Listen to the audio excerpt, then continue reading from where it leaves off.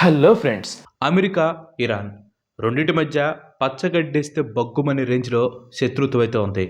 కానీ వీళ్ళిద్దరూ ఒకప్పుడు మంచి ఫ్రెండ్స్ అని చెప్పి మీలో ఎంతమందికి తెలుసు? ఒకప్పుడు ఫ్రెండ్స్‌గా ఉన్న ఈ 2 కంట్రీస్ ఇప్పుడు నువ్వా నేనా అని చెప్పి యుద్ధం చేసుకుంటూ ఉన్నాయి. అసలు వీళ్ళిద్దరి మధ్య ఏమైంది? వీళ్ళ ఫ్రెండ్‌షిప్ శత్రుత్వంగా ఎలా మారింది? ఈ విషయాలన్నీ కూడా ఈరోజు వీడియోలో మనం పూర్తిగా తెలుసుకుందాం. Let's get into the show. 20th century start అయింది. రెండో ప్రపంచ యుద్ధం ముగిసింది. ఆ తర్వాత కమ్యూనిస్ట్ కంట్రీ అయిన యుఎస్ఎస్ఆర్ అంటే ఇప్పటి రష్యాకి, అలాగే క్యాపిటలిస్ట్ కంట్రీ అయిన అమెరికాకి మధ్య కోల్డ్ వార్ అనేది స్టార్ట్ అయింది. ఈ కోల్డ్ వార్ అనేది చాలా అంటే చాలా పెద్ద టాపిక్. సో సింపుల్గా ఎక్స్ప్లెయిన్ చేస్తాను చూడండి. ప్రపంచంలో ఎక్కడైనా ఒక కంట్రీలో కమ్యూనిస్ట్ ఐడియాలజీతో గవర్నమెంట్ కనుక ఎస్టాబ్లిష్ అయి ఉంటే అక్కడికి యుఎస్ఎస్ఆర్ వెళ్ళి ఆ గవర్నమెంట్కి సపోర్ట్ చేస్తూ ఉండేది. ఇంకో పక్క అమెరికా ఎలా అయినా సరే ఈ కమ్యూనిస్ట్ గవర్నమెంట్ని పడేసి తమ క్యాపిటలిస్ట్ గవర్నమెంట్ని ఎస్టాబ్లిష్ చేయాలని చెప్పి ట్రై చేస్తూ ఉండేది. ఇలా ప్రపంచంలో ఆల్మోస్ట్ కంట్రీస్ అన్నీ కూడా అమెరికా గ్రూప్, రష్యా గ్రూప్గా విడిపోయాయి. ఇండియా లాంటి చాలా కొద్ది కంట్రీస్ మాత్రమే న్యూట్రల్గా ఉండిపోయాయి. ఇదే టైంలో ఇరాన్ ఆయిల్ రిచ్ కంట్రీగా ఎమర్జ్ అవుతోంది. దీంతో గ్లోబల్ స్టేజ్ మీద ఇరాన్ పొజిషన్ అనేది చాలా ఇంపార్టెంట్గా మారిపోయింది. 1908లో ఫస్ట్ టైం ఇరాన్లో ఆయిల్ రిజర్వ్స్ ఉన్నాయని చెప్పి ప్రపంచానికి తెలిసింది. ఈ ఆయిల్ రిజర్వ్స్ ఇరాన్ ఎకానమీకి బ్యాక్ బోన్ అయ్యాయి. అప్పటి వరకు బ్రిటన్ అన్ని దేశాల్లో ఉన్న సంపదని కొల్లగొడుతూ వచ్చింది. కానీ ఇరాన్ వైపు పెద్దగా కన్ను వేయలేదు.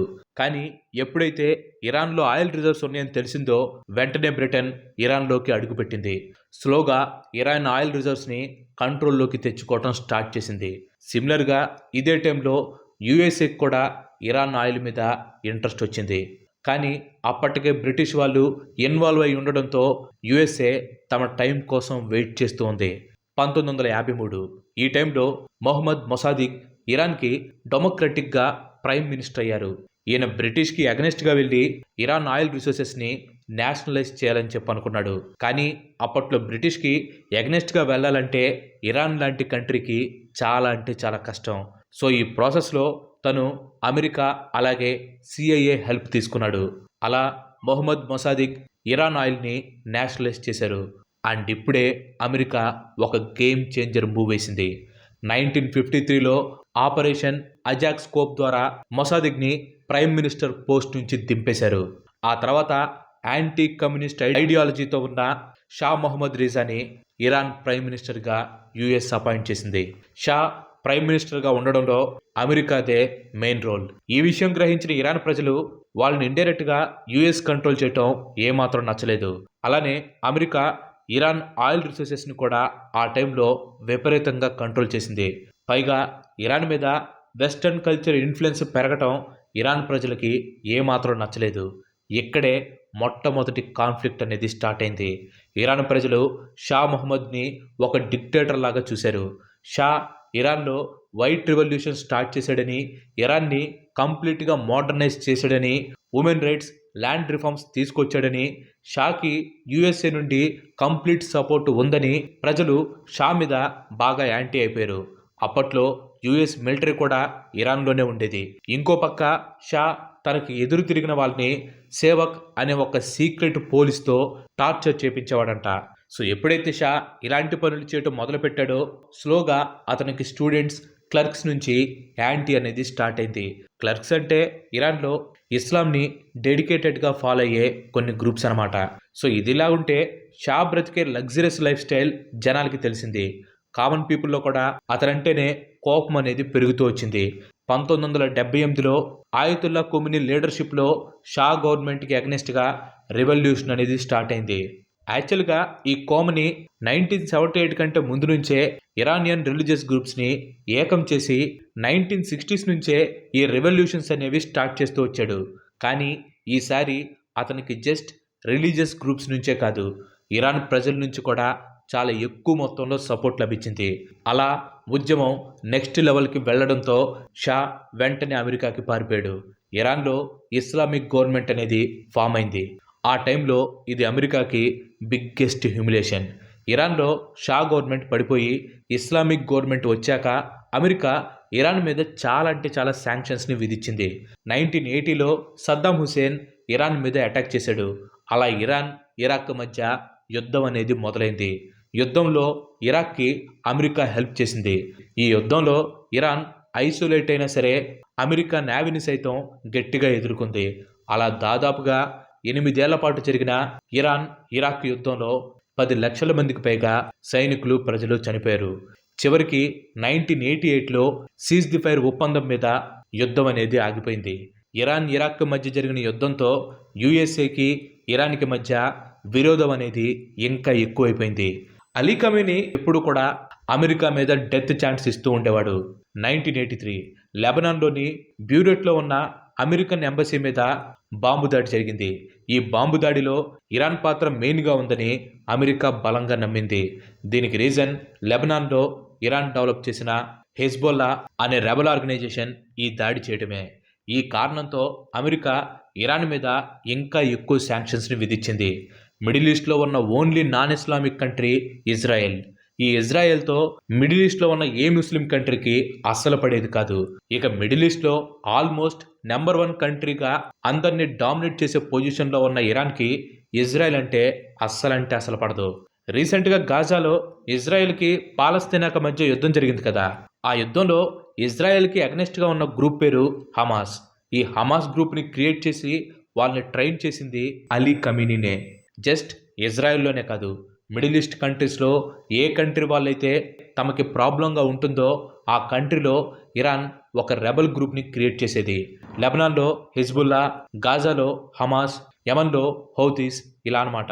ఇక్కడ ఇరాన్కి తమ సొంత మిడిల్ ఈస్ట్ కంట్రీస్తోనే ప్రాబ్లం ఎలా వస్తుందని చెప్పి అనుకుంటున్నారా?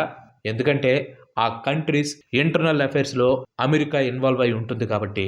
ఒక పక్క అమెరికా మిడిల్ ఈస్ట్ కంట్రీస్లో ఉన్న గవర్నమెంట్స్ని కంట్రోల్ చేయడానికి ట్రై చేస్తూ ఉంటే, ఇంకొక పక్క కంట్రీస్లో రెబల్స్ని క్రియేట్ చేసి పవర్ అంతా యుఎస్ ఇజ్రాయెల్ చేతిలోకి వెళ్ళిపోకుండా ఇరాన్ పవర్ బ్యాలెన్స్ చేస్తూ వచ్చింది. ఈ వ్యూహంలో obviously Iran supreme leader Ali ఖమేనీనిదే. సిచ్యువేషన్ ఇలా డ్రమాటిక్గా ఉండగా అలీ ఖమేనీ ఇరాన్ కూడా న్యూక్లియర్ పవర్ అవ్వాలని చెప్పి అనుకున్నాడు. ఈ విషయం గురించి తెలుసుకునే ముందు ఎంతవరకు ఈ వీడియో చూసారంటే ఈ వీడియో మీకు నచ్చిందని అనుకుంటున్నాను. మీకు కనుక నచ్చినట్లయితే ఈ వీడియోని ఖచ్చితంగా లైక్ చేయండి. అండ్ అలాగే మీరు మన ఛానల్కి ఇంతవరకు కనుక సబ్స్క్రైబ్ అయినట్లయితే మన ఛానల్కి తప్పకుండా సబ్స్క్రైబ్ అయ్యి పక్కనే ఉన్న గంటని ఆల్ ఆప్షన్లో పెట్టుకోండి. ఆల్రెడీ లైక్ చేసి షేర్ చేసి సబ్స్క్రైబ్ చేసిన వారికి చాలా థ్యాంక్స్. 2002లో ఇరాన్ న్యూక్లియర్ టెక్నాలజీని డెవలప్ చేసుకోవడం స్టార్ట్ చేసింది. ఆ టైంలో అమెరికన్ ప్రెసిడెంట్గా ఉన్న జార్జ్ బుష్ ఇరాన్ లాంటి కంట్రీలో న్యూక్లియర్ టెక్నాలజీ ఉండటం ప్రపంచ శాంతికి ఏమాత్రం మంచిది కాదని చెప్పి ఇరాన్ మీద కోలుకోలేని లెవెల్లో శాంక్షన్స్ని విధించాడు. దీంతో ఇరాన్ న్యూక్లియర్ టెక్నాలజీని డెవలప్ చేసే ఐడియాని పక్కన పెట్టేసింది. ఆ తర్వాత 2015లో వచ్చిన ఒబామా గవర్నమెంట్ ఈ శాంక్షన్స్ని చాలా వరకు తగ్గించాడు. కానీ 2018లో వచ్చిన ట్రంప్ గవర్నమెంట్లో మళ్ళీ ఈ శాంక్షన్స్ని కంటిన్యూ చేశారు. 2020లో ట్రంప్ యుఎస్ ప్రెసిడెంట్గా ఉన్నప్పుడు ఇరాన్ మళ్ళీ న్యూక్లియర్ టెక్నాలజీని డెవలప్ చేసుకుంటుందని ఇరాన్ మిలిటరీలో హయ్యర్ జనరల్ పొజిషన్లో ఉన్న కాసిమ్ని డ్రోన్ స్ట్రైక్స్తో అమెరికా చంపేసింది. ఈ దాడికి ప్రతిదాడిగా ఇరాన్ కూడా అమెరికా మిలిటరీ బేసెస్ మీద తిరిగి అటాక్ చేసింది. చెప్పాలంటే ఇరాన్ ఇలా న్యూక్లియర్ పవర్గా ఉండటం అమెరికా కంటే ఇజ్రాయెల్కి ఎక్కువ డేంజర్. అమెరికా ఇరాన్ మీద చేసే అటాక్స్లో ఖచ్చితంగా ఇజ్రాయెల్ ఇన్ఫ్లుయెన్స్ ఉంటుందని ఇరాన్ బలంగా నమ్ముతుంది. అందుకే రిటైలేషన్ కింద 2020 అక్టోబర్ 7న ఇజ్రాయెల్లో ఇరాన్ ప్లాన్ చేసిన హమాస్ గ్రూప్ గాజాలో 1200 మంది ఇజ్రాయెల్ పీపుల్ని చంపేసింది. హమాస్ వెనక మా ఇన్వాల్వ్మెంట్ లేదని ఇరాన్ పైకంటున్న హమాస్ని ప్లాన్ చేసింది ఇరానే అని అందరికీ తెలుసు. 2020 నవంబర్ 27వ తారీఖున ఇరాన్కి చెందిన టాప్ న్యూక్లియర్ సైంటిస్ట్ని అమెరికా చంపేసింది. ఇందులో కూడా ఇజ్రాయెల్ రోల్ ఉందని ఇరాన్ వాళ్ళ వాదన. అలానే 2025లో ఇరాన్ ఇజ్రాయెల్ మధ్య 12 రోజుల పాటు యుద్ధం జరిగింది. తర్వాత ఈ యుద్ధం యుఎస్ ఇన్వాల్వ్మెంట్తో ఎండ్ అయింది. ట్రంప్ ఈ వార్లో ఇజ్రాయెల్ సైడే ఉన్నాడు. Iran supreme leader Ali Khamenei almost 35 సంవత్సరాల నుంచి ఇరాన్ని రూల్ చేస్తూ వచ్చాడు. ఈయన షా గవర్నమెంట్ని దింపేయటంలో మెయిన్ రోల్ని ప్లే చేసిన రివల్యూషనరీ లీడర్గా స్టార్ట్ అయ్యి ఆ తర్వాత స్లోగా ఇరాన్ని ఒక ఆర్థోడాక్స్ ఇస్లామిక్ కంట్రీగా మార్చేశాడు. ఇరాన్లో ఆడవాళ్ళకి సరైన రైట్స్ లేవు.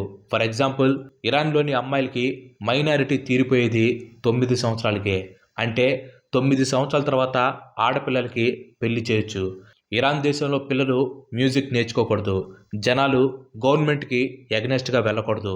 ఇన్ కేస్ వెళ్తే వాళ్ళని ఇష్టం వచ్చినట్లు అలీ ఖమేనీ చంపేసేవాడు. స్లోగా జనాల్లో మెయిన్గా ఆడవాళ్ళల్లో ఖోమేనీ మీద వ్యతిరేకత అనేది మొదలైంది. లాస్ట్ 10-15 ఏళ్ల నుంచి కొన్ని వేల మంది ఉద్యమంలో పార్టిసిపేట్ చేశారు. కానీ వాళ్ళని చంపేసి ఆ రెవల్యూషన్ని తొక్కేశారు. బట్ రీసెంట్గా జనాల్లో ఇంటాలరెన్స్ అనేది బాగా పెరిగిపోయింది. దీనికి కారణం ఇరాన్లో పెరిగిన ఇన్ఫ్లేషన్ అండ్ అన్ఎంప్లాయ్మెంట్. ఏ డిక్టేటర్నైతే కాదనుకుని అలీ ఖమేనీకి పట్టం కట్టారో ఇప్పుడు ఆ అలీ ఖమేనీనే వద్దని రోడ్ల మీదకి వచ్చారు. అవకాశం కోసం ఎదురు చూస్తున్న అమెరికాకి ఇది పర్ఫెక్ట్ టైం అనిపించింది. అలీ ఖమేనీ ఒక డిక్టేటర్ లాగా బిహేవ్ చేశాడని, అతని రూల్లో ఇరానియన్ పీపుల్ ఏమాత్రం హ్యాపీగా లేరని చెప్పి అమెరికా ప్రపంచం మొత్తానికి తెలిసేలాగా చేసింది. ఈ రీజన్ పట్టుకొని ఇరాన్ మీద అటాక్ చేసి 2026 ఫిబ్రవరి 28వ తారీఖున అలీని డ్రోన్ స్ట్రైక్తో అమెరికా చంపేసింది. యాక్చువల్గా అమెరికా అలీని చంపింది ఇరాన్ ప్రజల కోసం కాదు, ఇరాన్లో ఉన్న ఆయిల్ కోసం. అలానే ఫ్యూచర్లో అలీ ఖమేనీ ఎలా అయినా సరే న్యూక్లియర్ టెక్నాలజీ డెవలప్ చేసి వాళ్ళకి థ్రెట్గా అవుతాడనే ఉద్దేశంతోనే యుఎస్ఏ తనని చంపేసింది. కానీ ఇరాన్ ప్రజలు మాత్రం అలీ ఖమేనీ డెత్ని సెలబ్రేట్ చేసుకున్నారు. దీనికి రీజన్ 70sలోనే మోడర్నైజ్ అయిన ఇరాన్ లాస్ట్ 40 ఏళ్ళగా మళ్ళీ కల్చరల్గా చాలా అంటే చాలా వెనక్కి వెళ్ళిపోయింది. సో ఇప్పుడు న్యూ లీడర్షిప్ వల్ల వాళ్ళ జీవితాలు మారుతాయని చెప్పి ఇరాన్ పీపుల్ ఆశ. బేసిక్గా 70sలో ఇరాన్ పీపుల్ వాళ్ళ మీద వెస్టర్న్ ఇన్ఫ్లుయెన్స్ ఎక్కువైపోతుందని మోడర్నైజేషన్ నుండి మళ్ళీ ఆర్థోడాక్స్ ఇస్లామిక్ కంట్రీగా మారారు. ఇలా మారటంలో అలీ ఖమేనీది మెయిన్ రోల్. అలీ ఖమేనీ పోరాడింది అమెరికాకి ఎగనెస్ట్గా. కానీ 2020 వచ్చేసరికి వాళ్ళ మీద రిలీజియస్ రెస్ట్రిక్షన్స్ అనేవి టూ మచ్ అయిపోయాయి. మోడర్నైజ్ అవ్వడానికి అమెరికా అలీ ఖమేనీని చంపేసి ఇరాన్ ప్రజలకి సపోర్ట్ చేశారు. సో చెప్పాలంటే టేబుల్స్ అలా టర్న్ అయ్యాయి. 70sలో ఇరాన్ పీపుల్ అండ్ అలీ ఖమేనీ యుఎస్ఏకి వ్యతిరేకంగా ఉంటే 2020 టైం వచ్చేసరికి ఖోమేనీకి వ్యతిరేకంగా యుఎస్ అండ్ ఇరాన్ ప్రజలు నిలిచారు. మరి ఫ్యూచర్లో మళ్ళీ ఇది రివర్స్ అవుతుందా లేదనేది మనం వెయిట్ చేసి చూడాల్సిందే. Thanks for watching. ఈ వీడియో కనుక మీకు నచ్చినట్లయితే లైక్ చేయండి, షేర్ చేయండి. అండ్ అలాగే మన నెక్స్ట్ ఎపిసోడ్ మిస్ కావద్దు అనుకుంటే మన ఛానల్కి తప్పకుండా సబ్స్క్రైబ్ అవ్వండి. ఇంకో మంచి ఎపిసోడ్లో మళ్ళీ కలుద్దాం. Till then bye bye, have a nice day.